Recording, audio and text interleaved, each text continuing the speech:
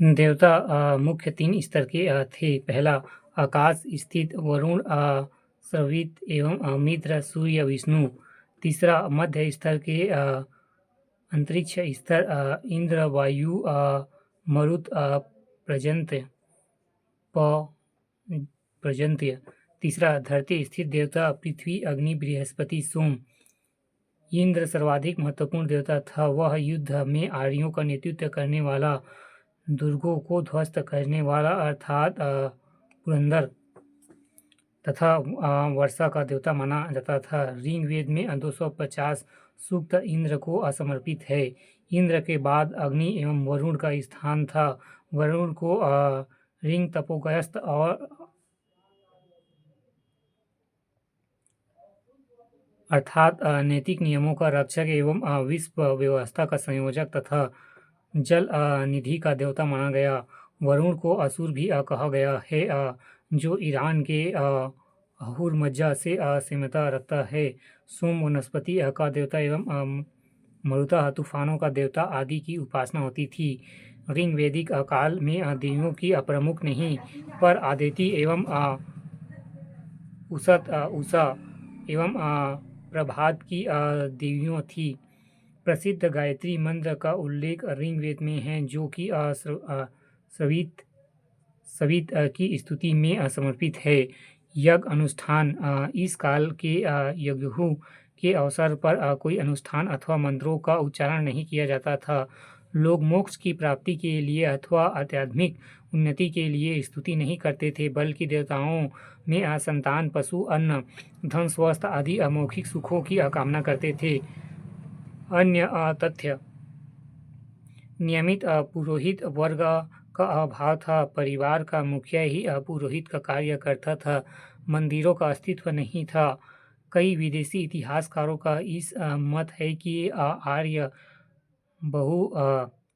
बहुदेववादी थे, लेकिन आर्यों ने उन समस्त देवताओं से परे इस ऐसा सत्ता की कल्पना की थी जो सर्वोपरि तथा समस्त सृष्टि की नियामक थी। महत्वपूर्ण तथ्य दशाराम युद्ध। 10 राजाओं का युद्ध परुशनी रावी नदी के तट पर हुआ। इसे एक ओर भरत कुल का सुदास एवं तिसु तथा वरिष्ठ थे, दूसरी ओर 10 राजा पंच आर्य एवं पंच आर्योत्तर थे। युद्ध में 10 राजा परास्त, भरत, सुदास एवं वशिष्ठ विरुद्ध 5 आर्य एवं 5 अनार्य।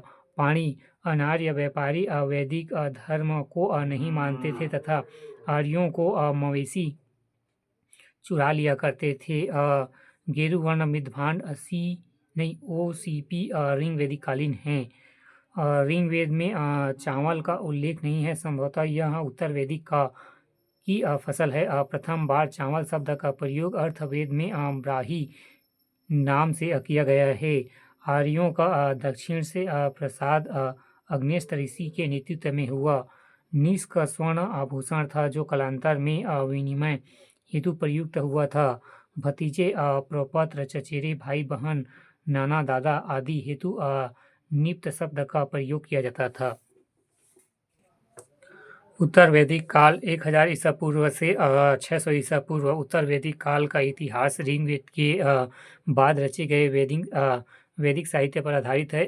ऋग्वैदिक अवस्था की तुलना में उत्तर वैदिक काल के ढांचे में निम्न परिवर्तन दिखाई देता है। पहला, कृषि प्रधान अर्थव्यवस्था। दूसरा, कबीलाई संरचना में दरार। तीसरा, वर्ण व्यवस्था का जन्म। चौथा, क्षेत्रगत साम्राज्य का उदय। भौगोलिक विस्तार। शतपथ ब्राह्मण में उल्लेखित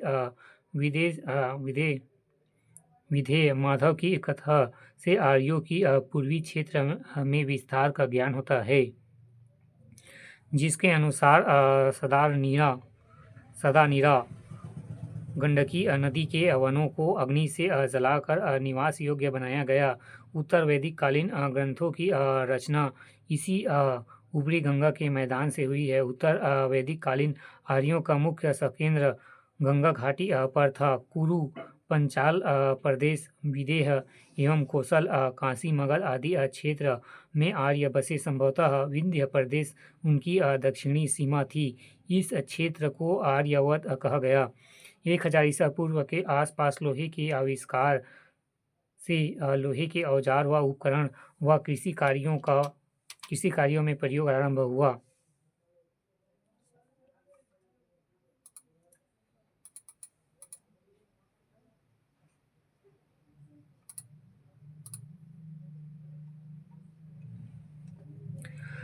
जिससे कृषि उत्पादन में गुणमात्मक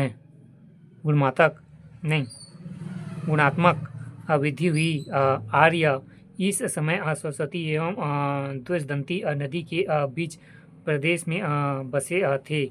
वैदिक काल के लोग जौ तो उपजाते ही रहे, पर इस काल में चावल और गेहूं उनकी मुख्य फसलें हो गई। लोहे श्याम या कृष्ण अयस्क कहा गया। उत्तर वैदिक राजनीतिक दशा। इस काल में आर्यों का संपूर्ण उत्तर भारत में प्रसार हुआ। कबीलों के संलय से छोटे कबीलाई क्षेत्रों में जनपदों के रूप में परिवर्तन हुआ। बड़े राज्यों का उदय हुआ जो जनपद कहलाए। प्रजा आश्रित से प्रदेश आश्रित पहचान बनी। भरत और पुरु मिलकर कुरु एवं तुवर्स और कृवि मिलकर पंचाल बने।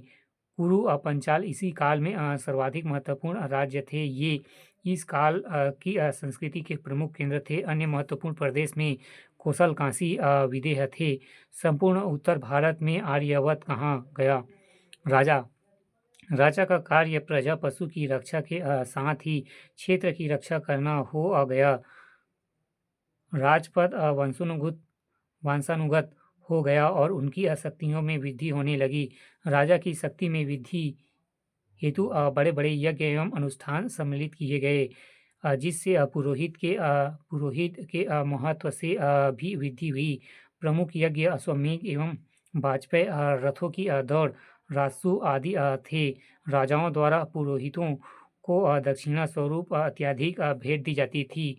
सभा एवं समिति जैसे कि संस्थाओं का महत्व कम होने लगा। समिति की तुलना में सभा का प्रभाव कुछ अधिक था। अधिकारी वर्ग। राजा के अधिकारी समूह में रत्नित एवं राजकृत कहा गया है। राजा की सहायता हेतु पुरोहित एवं सेनापति, राजमहर्षि इत्यादि अधिकारी थे। राजस्व। इस काल में करों की नियमित वसूली आरंभ एवं भागदूत नामक कर्मचारी भू राजस्व एकत्र करता था। संहतिनी कर संग्राहक था।